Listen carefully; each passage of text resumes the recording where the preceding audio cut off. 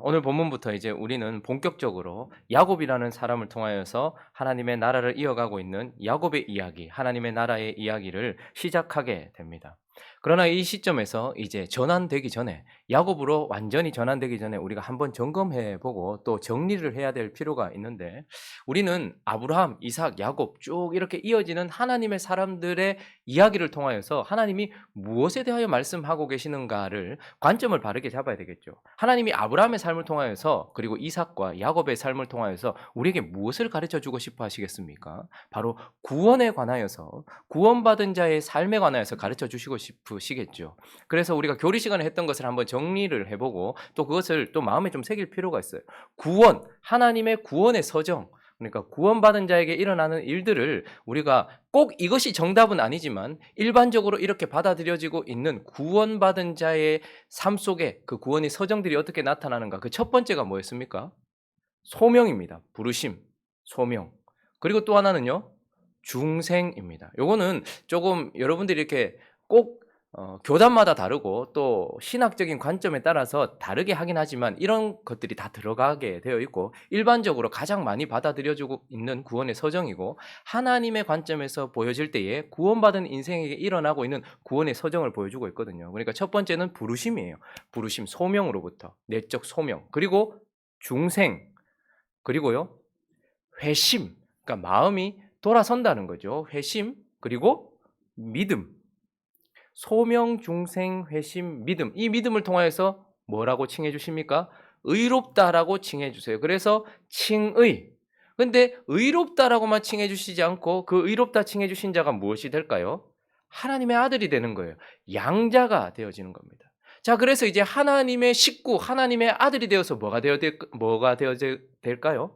성화가 이루어지는 거예요. 거룩해지는 것입니다.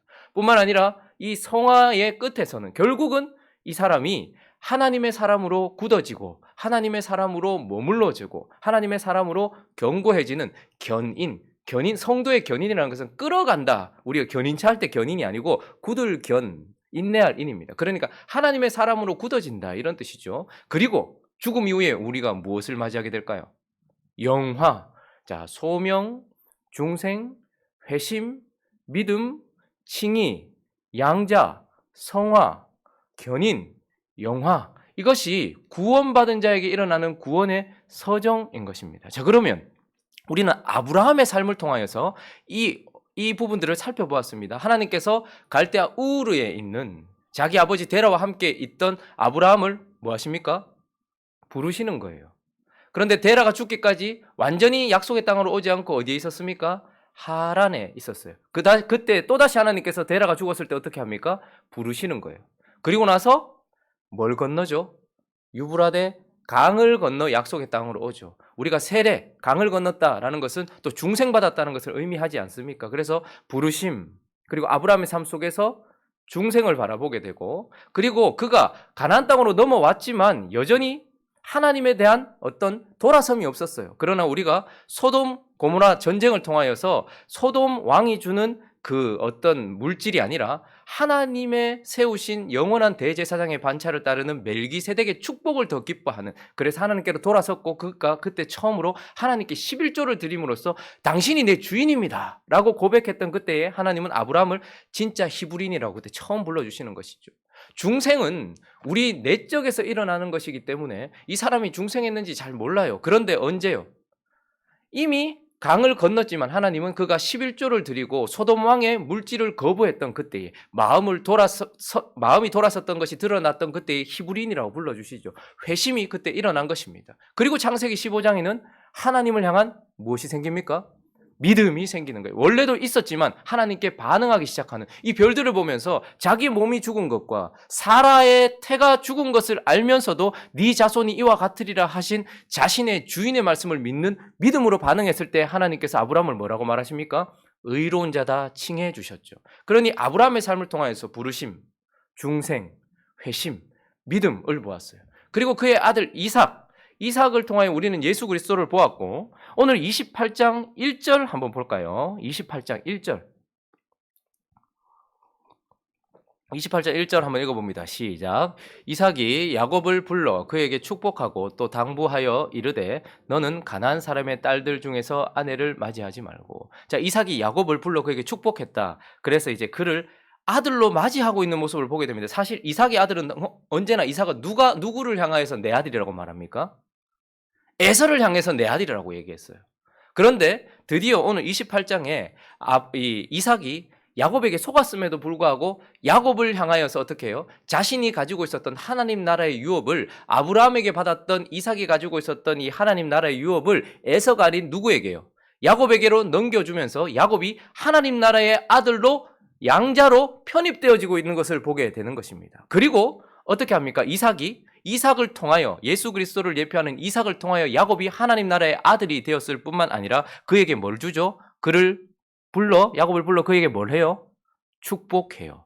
그리고 나서 보냅니다. 너는 가라. 2절도 한번 읽어볼까요? 2절에 있습니다. 시작. 일어나 밧단 아람으로 가서 네 외조부 부두엘의 집에 이르러 거기서 내 외삼촌 라반의 딸 중에서 아내를 맞이하라. 자, 이 가나안 땅에 있는 여인들과 결혼하지 말고 더럽혀지지 말고 거룩을 위하여서 지금 야곱을 어떻게 합니까? 하나님 나라의 아들로 양자로 삼을 뿐만 아니라 거룩을 위하여서 보내고 있는 것을, 거룩을 향하여 보내고 있는 것을 보게 됩니다. 자, 그래서 아브라함의 삶을 통해서는 소명, 중생, 회심, 믿음, 칭의를 보았다면 이 야곱의 삶을 통해서는 이제 그가 양자, 하나님 나라에 편입되어지고 있는 것을 보게 되죠. 그리고 그를 어디로 보내는 거예요? 거룩을 향해 보내는 겁니다. 그래서 야곱의 삶을 통해서 이제 드디어 성화가 무엇인지를 말씀하실 것이고 또 견인이 무엇인지를 말씀하실 것입니다. 그래서 이제 야곱은 성화를 우리에게 본격적으로 보여주는 사람이며 오늘 본문부터 이제 야곱의 삶의 시작은 성화의 이야기의 시작이다라는 것을 우리에게 말씀하고 있습니다.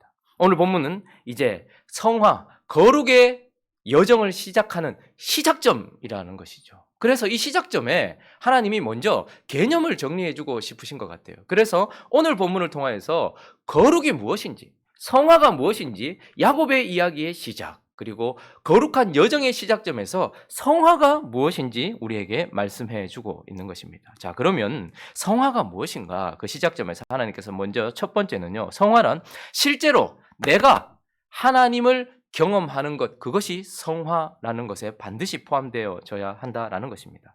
자, 13절 읽어보겠습니다. 오늘 본문 13절 있습니다. 시작. 또 본즉 여호와께서 그 위에 서서 이르시되 나는 여호와니 너의 조부 아브라함의 하나님이요 이삭의 하나님이라. 자, 여기까지. 하나님을 표현하되 어떻게 표현하고 계십니까? 너의 조부 아브라함의 하나님, 그리고 아버지 이삭의 하나님, 이렇게 표현하고 있습니다. 사실 이것은 네가 혼자 따로 떨어져 있는 것이 아니라 이런 하나님 나라에 연결되어 있는 너는 그런 자다라는 것을 표현하기도 하지만, 그러나 사실적으로 보면 그는 아브라함이 경험한 하나님을 경험하지 못한 자요, 이삭이 경험한 하나님을 사실 실제로 자기는 경험하지 못한 자다라는 뜻이기도 합니다. 그래서 야곱에게 있어서 하나님이란 그 거룩했던 할아버지의 하나님이지, 아브라함의 하나님이지, 그리고 그 온유한 이삭 자신의 아버지의 하나님이지 나의 하나님은 아직 아니라는 것이죠. 그런데 이제 본격적으로 오늘 이 본문에 10절도 한번 볼까요? 10절 시작. 야곱이 부엘세바에서 떠나 하란으로 향하여 가더니, 11절에 보니까 한 곳에 이르러 해가 진지라. 자, 드디어 하나님께서 야곱이 부엘세바를 떠났을 때에, 하란을 향하여 갈 때에 야곱에게 경험되어지기 시작하고 야곱에게 찾아오기 시작하는 거예요. 부엘세바를 떠났다는 것은 무엇일까요? 그러면 고대 시내는 지금도 어쩌면 그렇게 생각하시는 분들이 있어요. 강대상이 더 거룩하고 여기는 좀 더 거룩하고 세상은 좀 더 더럽고 내 가정보다 여기가 더 깨끗하고, 어떤 장소적인 개념으로 하나님은 여기 머무시는 하나님이다. 그러니 여호와는 산의 하나님이라는 거예요. 그러니까 가나안 땅에 어떤 지역에 머무시는 하나님이지 거기를 떠나면 하나님은 거기에 하나님이 아니라는 거죠. 강에 하나님이 있고 블레셋 땅에 가면 거기엔 다곤이 있고, 뭐 에돔 땅에 가면, 그리고 모압 땅에 가면 밀곰이 있고, 그러니까 신은 언제나 그곳에만 한정되어 있다 생각했고, 그리고 부엘세바에서 이삭의 하나님이지, 이삭을 통해서 만나는 하나님이지 내 하나님은 아니라고 생각했던 그 부엘세바를 떠나고, 그러니까 나를 대신해서 하나님과 연결시켜줄 아버지를 지금 떠난 거예요. 뿐만 아니라 자기의 삶을 좌지우지했던 하나님의 자리를 대신했던 리브가 자기의 어머니의 말을 듣고서 움직였던 그런 자기를 움직이던 리브가도 떠난 그때에 하나님이 어떻게 하는 거예요? 그에게 찾아오시는 거예요. 뿐만 아니라 11절에 보면 때를 이야기해 주고 있는데 한 곳에 이르러는 뭐 어떻게 되었다고 말합니까? 해가 졌다 이렇게 말합니다. 여러분 이것은 단순히 해가 이렇게 졌다라는 의미이기도 하지만 영적으로 보면 무엇입니까? 내 시간이 끝난 거예요. 축복받아보려고 그렇게 애썼고 좀 나은 삶 살아보려고 그렇게 바둥바둥 했는데 아무것도 손에 잡은 것 없이 살기를 느껴서 살기 위해서 그저 600km, 700km 떨어져 있는 그냥 외삼촌집, 한번 얼굴도 보지 못했던 외삼촌집으로 도망가야 되는 이런 도망자 신세가 되어버린 나는 내 인생에 해가 져버린 거예요. 그런데 하나님은 언제 찾아오시는 것입니까? 내가 부엘세바를 떠날 때에. 그리고 내가 해가 졌다라고 생각하는 내 인생에 해가 진 그 시점에 하나님이 찾아오시는 것입니다. 여러분 그러나 놀랍게도 유대인들에게 있어서 하루의 시작점은 무엇입니까? 우리는 아침을 맞이하면 하루를 시작했다 생각해요. 내 시간이 시작되면 하루가 시작됐다 이렇게 생각해요. 그러나 창세기 처음 창조 때도 하루를 시작할 때 하나님 뭐가 되고 뭐가 되니 이렇게 말해요. 저녁이 되고 아침이 되니 이는 첫째 날이라 이렇게 나옵니다. 그러니 언제나 우리에게 있어서는 하나님의 시간이 먼저예요. 하나님이 먼저 일하시고 아침이 와서 우리는 우리에게 주어진 시간을 살아가는 것이 우리 인생이란 말이죠. 그러니 야곱에게는 드디어 해가 졌단 말입니다. 하나님의 시간이 시작되었단 말이죠. 그리고 그 다음날 아침을 맞이하게 되는 것이죠. 이제 드디어 부엘세바를 떠나 하나님으로 가고 있는 해가 진 야곱에게 하나님이 찾아오셨는데 12절 보십시오. 놀라운 일들이 일어나고 있습니다. 12절 지금까지 여러분 지금 야곱이 요 시점이 몇 세인지 아십니까? 몇 세쯤 되었을까요? 틀리기 싫다. 77세입니다. 야곱이 77세 때쯤에 이제 드디어 홀로 떠나기 시작했는데 그때에 12절 한번 보십시오. 꿈에 본즉 그가 드디어 하나님과 하나님의 사자들을 보기 시작해요. 13절도 보십시오. 또 본즉 여호와께서 라고 말하고 그 위에 서서 또 놀라운 것은 우리가 기적적인 것을 보는 것도 참 놀라운 일이지만 더 놀라운 것은 무엇이냐면 언제나 하나님의 음성을 듣는다는 거예요. 이르시되 자기에게 한 음성을 듣기 시작하는 거예요. 나는 여호와니 너의 조부 아브라함의 하나님이요 이삭의 하나님이라. 그러니 성화란 무엇이냐 하면 지금까지는 아브라함의 하나님이요 이삭의 하나님이었던 그 하나님을 드디어 부엘세바를 떠나 하나님으로 가고 있는 해가 진 나에게 찾아오신 하나님과의 만남, 경험, 실제적인 교제 이런 것들이 성화다 이렇게 말씀하고 있습니다. 그래서 야곱의 이야기가 끝나고 나면 하나님의 호칭이 바뀝니다. 어떻게 바뀝니까? 나는 아브라함의 하나님이요 이삭의 하나님이요 야곱의 하나님이다. 여러분 그러면 우리를 지나고 나면 호칭이 어떻게 바뀌어야 될까요? 나는 아브라함의 하나님이요 이삭의 하나님이요 야곱의 하나님이요 나의 하나님이 되어져서 나가야 되는 것이죠. 성화란 하나님을 실제로 경험하는 것, 그것을 바로 성화라고 하는 것입니다. 여러분 구원의 서정을 제가 말씀드렸지 않습니까? 어떻게 보면 아브라함을 통하여서 주어졌던 소명, 중생, 회심, 믿음, 칭의 이것은 과거에 속합니다. 양자까지 과거에 속한 거예요. 그러나 구원받은 자에게 지금 일어나고 있는 현재성을 보여보라 한다면 성화예요. 현재 지금 이 성화가 일어나고 있어야 되는 거예요. 그러니까 저와 여러분의 삶 속에 뭐가 있어야 되는 거예요? 이제는 아버지 하나님도 아니고 할아버지 하나님도 아니고 그냥 저 목사의 하나님도 아니고 저 집사의 권사의 장로의 하나님이 아니라 늘 들어왔던 간증에 나오는 그런 멋진 하나님이 아니라 내가 경험하는 하나님이어야 된다라는 것. 그것이 바로 성화이다라는 것이죠. 두 번째, 성화라는 것은 또한 영적인 교제를 통한 영적인 변화가 바로 성화다 이렇게 볼 수 있습니다. 자, 오늘 이 시작점에서 야곱이 처음 보게 된 하나님 그리고 처음 하나님께서 야곱에게 보여주신 그림이 무엇인가 하면 12절 한번 읽어볼까요? 12절 있습니다. 시작. 꿈에 본즉 사닥다리가 땅 위에 서 있는데 그 꼭대기가 하늘에 닿았고 또 본즉 하나님의 사자들이 그 위에서 오르락 내리락. 처음 하나님께서 야곱에게 나타나실 때 보여주셨던 이미지는 바로 사닥다리 하나님이에요. 사닥다리. 학자들의 견해에 따르면 저걸 계단으로 보기도 합니다. 계단으로 보기도 해요. 그러나 사닥다리라고 보는 게 더 맞다고 생각합니다. 계단은 내려갈 때는 밑을 보게 되고 올라갈 때는 위를 보게 되죠. 사닥다리는 언제나 오르든 내리든 위를 보게 되어 있습니다. 저는 사닥다리라고 생각을 합니다. 근데 저 사닥다리가 뭘까? 그럼 저 사닥다리가 뭐겠습니까? 왜 하나님은 처음 나타나실 때 하필 사닥다리로 나타나셨을까요? 그런 모습으로. 우리가 한번 이 사닥다리의 의미를 찾아보기 위해서는 이 사닥다리의 이미지를 자세히 살펴볼 필요가 있는데, 이 사닥다리는 땅 위에 서 있다고 말하죠. 그리고 하늘에 닿았다라고 말합니다. 그러니까 사닥다리의 특징 첫 번째는 무엇입니까? 땅과 하늘을 이어주고 있다라고 말할 수 있고요. 13절 한번 또 볼까요? 또 본즉 여호와께서 그 위에 서서 이르시되. 자, 그런데 이 사닥다리는 땅과 하늘을 이어줄 뿐만 아니라 그 위에는 누구냐면 야곱 자신을 가리키는 거예요.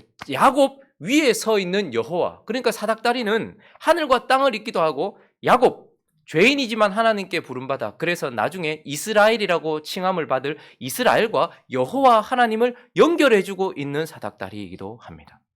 또 세 번째 특징은 12절에 다시 가보시면 하늘에 닿았는데 또 본즉 무엇이 그 위에 오르락내리락 해요? 하나님의 사자, 천사라고도 말할 거, 특별히 하나님의 사자라고 하면 하나님의 메시지를 전하는 어떤 존재들이겠죠. 그런데 천사예요. 원어는 천사. 그러니까 영적인 존재요, 거룩한 존재죠. 그러니까 이 사닥다리는 땅과 하늘일 뿐만 아니라 여호와와 하나님의 백성 이스라엘을 이어주고 있고 그 위에 거룩한 것이 오르락내리락 하고 있다는 것이죠. 자, 그럼 이게 무엇일까요? 신약에서 이것을 우리에게 보여주고 있습니다. 요한복음 1장 51절. 근데 47절부터 한번 가볼까요? 요한복음 1장 51절에 그 이야기가 나와 있는데 47절부터 한번 읽어보겠습니다. 요한복음 1장 47절부터 51절까지 한번 읽어보겠습니다. 시작. 예수께서 나다나엘이 자기에게 오는 것을 보시고 그를 가리켜 이르시되 보라, 이는 참으로 이스라엘 사람이라 그 속에 간사한 것이 없도다. 나다나엘이 이르되 어떻게 나를 아시나이까? 예수께서 대답하여 이르시되 빌립이 너를 부르기 전에 네가 무화과 나무 아래 있을 때에 보았노라. 나다나엘이 대답하되 랍비여, 당신은 하나님의 아들이시요 당신은 이스라엘의 임금이로소이다. 예수께서 대답하여 이르시되 내가 너를 무화과 나무 아래에서 보았다 함으로 믿느냐? 이보다 더 큰 일을 보리라. 또 이르시되 진실로 진실로 너희에게 이르노니 하늘이 열리고 하나님의 사자들이 인자 위에 오르락 내리락 하는 것을 보리라. 참 이스라엘이라고 일컬음 받았던 나다나엘이 하나님께서 큰 것을 보여주실 거다 말씀하셨는데 뭐죠? 하늘이 열리고 인자가 있고 인자 위에 천사들이, 하나님의 사자들이 오르락 내리락 하는 것을 보리라. 이스라엘과 연결된 이스라엘 나다나엘과 연결된 하나님, 하늘이 열리고 땅이 연결된 그 순간에 뭐죠? 인자 위에, 예수 그리스도 위에 오르락 내리락 하는 것을 보리라. 그러니 사닥다리는 결국 누구를 표현하는 거예요? 하늘과 땅을 이어주시며 하나님과 죄인을 이어주어서 특히 천사는 거룩한 것을 전달하는 존재들이요, 영적인 것을 전달하는 존재요, 하늘의 것을 전달하는 존재요, 특별히 하나님의 말씀을 가르쳐 전달해주는 존재로서의 상징. 그러니 무엇입니까? 이 사닥다리는 예수 그리스도를 상징하는 것이죠. 그래서 성화는 무엇입니까? 결국 죄인이 하늘이 열린 그 하늘에 서 계신 하나님과 예수를 통하여서 그분의 하늘에 속한 신령한 복을 통하여 공급받고 하늘에 속한 말씀을 공급받아서 영적인 변화가 일어나는 것, 그것이 바로 성화다, 이렇게 말하고 있는 거죠. 세상에는 많은 변화를 보이는 사람들이 있습니다. 알코올 치료 갔다가 술을 끊는 사람도 있고, 그 다음에 금연 치료를 갔다가 금연 치료를 끊는 사람도 있고, 그리고 또 어떤 가정폭력 치료 프로그램을 받고서 그 폭력적인 것이 고쳐지는 사람들도 있고, 좀 윤리도덕적인 어떤 그런 사람들로 변화되는 사람들도 있어요. 그러나 성화는 무엇이냐면 그런 것들을 통한 변화가 아니라 예수 그리스도를 통한 변화예요. 그리고 성화란 하늘에 속한 것을 통하여 거룩해지는 거예요. 신령한 것들로 내면이 거룩해지는 것을 성화라고 하고 있고, 하늘에 합당한 사람이 되어지는 것을 성화라고 하고 있고, 그리고 예수 그리스도를 닮아가는 걸 성화라고 하는 것입니다. 그러므로 성화는 바로 영적인 변화다. 그것을 야곱의 이야기의 시작점, 거룩한 여정, 성화의 시작점에서 하나님께서는 우리에게 말씀해 주고 있습니다. 자, 마지막으로 한 가지만 더 살펴보죠. 성화란 하나님과의 실제적인 경험을 말하는 것이고 그 경험을 통한 영적인 변화를 말하는 것일 뿐만 아니라 성화는 그 결과가 이제 무엇이라는 거예요. 성전이 되어지는 것. 이것이 바로 성화다라고 말씀하고 있습니다. 자, 이제 막 길을 떠나는 야곱이 하나님을 만난 후에 그가 하고 있는 말을 한번 들어보죠. 20절부터 22절까지 오늘 본문을 다시 한번 읽어볼까요? 이 사닥다리 하나님을 만나고 난 이후에 20절부터 22절 있습니다. 시작. 야곱이 서원하여 이르되 하나님이 나와 함께 계셔서 내가 가는 이 길에서 나를 지키시고 먹을 떡과 입을 옷을 주시어 내가 평안히 아버지 집으로 돌아가게 하시오면 여호와께서 나의 하나님이 되실 것이요 내가 기둥으로 세운 이 돌이 하나님의 집이 될 것이요 하나님께서 내게 주신 모든 것에서 10분의 1을 내가 반드시 하나님께 드리겠나이다. 이 길은 하나님이 시작하셨고 그러나 이 길은 또한 야곱이 가는 길이에요. 그런데 야곱이 시작점에서 끝이 온다면 이라고 말하고 있어요. 이 시작점에서 지금 만약에 하나님께서 나와 함께 계셔서 내가 가는 이 길, 이 성화의 길에 하나님께서 함께 하셔서 나를 지키시고 거룩한 것으로 먹이시고 입히시고 물론 지금 야곱은 거룩한 것이라고 생각하지 못했을 거예요. 그러나 어쨌든 평안히 아버지의 집으로 돌아오게 하신 그 시점, 성화의 과정 속에 일어나는 결과가 무엇인가 하니까 하나님이 내 하나님이 되는 거예요. 성화의 길의 결과는 결국 하나님이 나의 하나님이 되어진다는 것이죠. 그리고 또 하나는 무엇입니까? 그곳에 뭐가 세워져요? 성전이 세워진다는 거예요. 성화의 결과는 성전이 그곳에 세워지는 것이고 또한 하나님을 주인 삼은 사람이 그곳에 세워지는 거예요. 결국 야곱이 자기가 배웠던 돌베개에 기름을 붓고 세웠던 이곳 이 베델에 무엇이 세워집니까? 성전이 세워져요. 그러나 그것은 또다시 무너져요.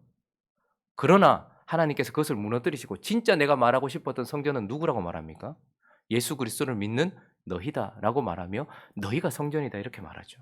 그러니 성화란 결국 무엇입니까? 하나님과의 실제적인 경험을 통하여 영적인 변화가 일어나 내가 하나님이 나의 하나님이라고 인정하고 하나님이 거하실 만한 처소, 하나님만 사랑하는 하나님의 임재가 가득하고 하나님과 하나 된 내가 성전이 되어져서 그분에게 11조로 내가 하나님이 나의 주인입니다라고 고백하는 성전이 되어지는 것이 바로 성화다 이렇게 말하고 있는 것입니다. 그러니 성화는 무엇입니까? 저와 여러분이 결국 이 길을 걸어가는 동안 그리고 이 길이 끝나는 그 시점에 우리가 하나님이 내 하나님이 되어 있어야 돼요. 아브라함의 하나님, 이삭의 하나님이 야곱의 하나님이 되어 있어야 되고 형욱의 하나님이 되어 있어야 될 뿐만 아니라 내 속에 하나님이 거하시는 내가 거룩한 성전이 되어 있는 것. 그래서 그분이 나의 주인이다라는 것을 고백하는 주인된 종으로서의 살아가는 인생이 되어 있는 것. 그것이 바로 성화다라고 이렇게 말씀하고 있는 것입니다. 말씀을 정리해 보죠.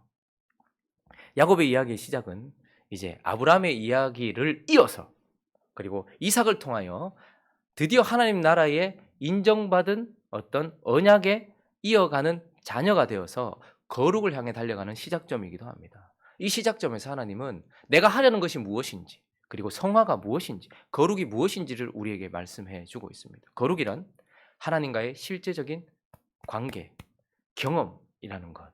그래서 저와 여러분에게는 반드시 저와 여러분이 아브라함의 자손이고 저와 여러분이 이삭을 이어가며 저와 여러분이 야곱과 같은 자라면 지금 현재 하나님과의 실제적인 교제가 있어야 돼요. 이것이 없다면 하나님께 구해야 됩니다. 하나님 앞에 그런 실제적으로 그분과 만나며 그분의 말씀을 듣는 그런 실제적인 경험이 있어야 되고 영적인 변화가 일어나야 돼요. 무엇을 통해서? 예수 그리스도를 통해서. 예수 그리스도께서 주시는 하늘의 것을 통해서 예수 그리스도께서 주시는 영적인 것을 통해서 영적인 내 속사람의 변화가 일어나야 되고 그래서 우리가 뭐가 되어져 가야 되는 거예요?